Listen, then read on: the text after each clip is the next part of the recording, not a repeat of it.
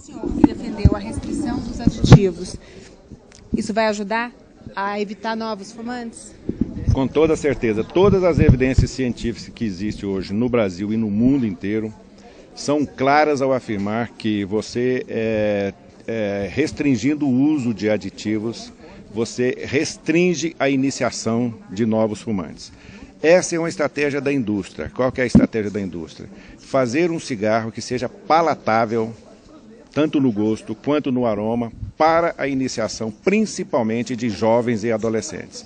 Isso aí está comprovado por estudos da OMS, comprovados por estudos da Escola Nacional de Saúde Pública. Então, a nossa ideia é exatamente isso, é diminuir o número de novos fumantes. E quais são as exceções, doutor? Não, as exceções são alguns aditivos que na discussão com a própria indústria do tabaco, eles colocaram que poderia haver confusão se você não declarasse aquele aditivo. Por exemplo, algum tipo de envoltório que tem na própria confecção do cigarro, que vem, por exemplo, da celulose, que você poderia confundir como um aditivo. Então, nós analisamos essas proposições e criamos uma lista de alguns produtos que nós iríamos autorizar que ficasse na produção do tabaco. Como, por exemplo? Por exemplo, o açúcar, alguns outros que pode ser importante no processo de fabricação, mas que não interfere na questão do aroma nem do gosto, mas que poderia, pela norma, caracterizar isso.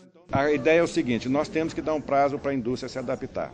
Para os cigarros, por exemplo, 12 meses para a indústria se adaptar e 6 meses para escoamento no mercado varejista. Para os demais produtos, 18 meses para a indústria se adaptar e mais 6 meses para sair na linha do mercado varejista. Ou seja, em 24 meses está tudo resolvido. E os importados? Da forma como... Não, isso para todo produto que é comercializado, para todo produto que é comercializado ou importado. Para nós é a mesma coisa. Aquele que é fabricado no Brasil e aquele que é importado que vem para o consumidor brasileiro. Então também as importadoras têm que se adaptar a essa norma. Agora, da forma como ficou esse artigo novo aí, que permite que depois novas demandas sejam analisadas pela Anvisa para outros aditivos, é uma porta aberta para provavelmente uma demanda que vai vir pesada, né, da indústria. Pode ser, mas veja bem, toda a resolução da Anvisa, ela pode ser mudada. Quer dizer, nós estamos alterando uma resolução que tratava desse assunto. Independente de estar lá na resolução ou não, a norma da Anvisa, ela tem a flexibilidade de ser mudada. Para que a gente chegasse no consenso, nós achamos melhor deixar uma possibilidade de, quando houver evidência científica comprovada, você pode incluir novos aditivos, tanto na lista negativa quanto na lista positiva. Você pode restringir também. Você pode chegar a um ponto que você fala, olha, o que estava na lista positiva nós vamos incluir na lista negativa. Então nós vamos fazer estudos que tenha comprovação científica para você introduzir ou retirar. Agora, o que o senhor comentou ali, diferentemente de alguns outros colegas, é que mesmo alguns aditivos que não alteram visivelmente, ou que a gente não pode sentir aroma e cheiro, mas eles podem reduzir a aversão. Alguém usou esse termo aqui. Isso é modificar também? Não, veja bem, a questão do aroma característico ou do paladar característico, isso aí muitas vezes é uma estratégia subliminar da indústria. Ela pode reduzir determinados aditivos para que você não perceba o gosto, mas que ele tenha um efeito no organismo que mascara a questão da nicotina e fica mais fácil a absorção dessa nicotina.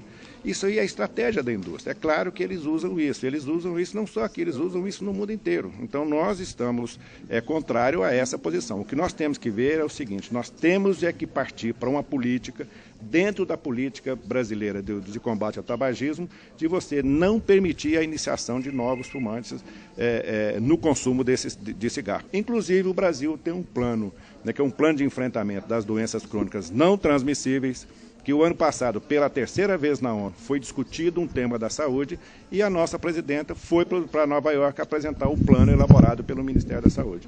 Quanto à questão do contrabando, veja bem, toda regulamentação que você faz de algum tema que seja um tema polêmico, por exemplo, não é só no cigarro, mas também em outros temas, Uma das justificativas é a questão do contrabando. Nós temos demonstrado, e o governo tem demonstrado com muita clareza, o esforço dos órgãos policiais, o esforço dos órgãos de fronteira no combate ao contrabando, tá certo? E muitas vezes esses dados são tão visíveis que eu acho que começa a perder o argumento. É claro que num país que tem quase 10 mil quilômetros de fronteira, você tem que reforçar algum desses cuidados. Mas eu confio plenamente nas autoridades brasileiras, nas autoridades de fronteira, Polícia Federal e outras, as polícias civis, militares dos estados, para a gente combater isso. O açúcar vai ser utilizado, foi autorizado o açúcar, exatamente para a gente evitar a polêmica, que é uma polêmica que sempre foi colocada desde o início. Desde o início, essa norma, hora nenhum aditivo foi colocado. A colocação era do açúcar. Inclusive, numa audiência na Câmara dos Deputados, na Comissão de Agricultura, eu fui seriamente questionado pela questão do açúcar. Então, nós resolvemos a questão de açúcar. Como que nós resolvemos? Eles serão permitidos no processo de cura.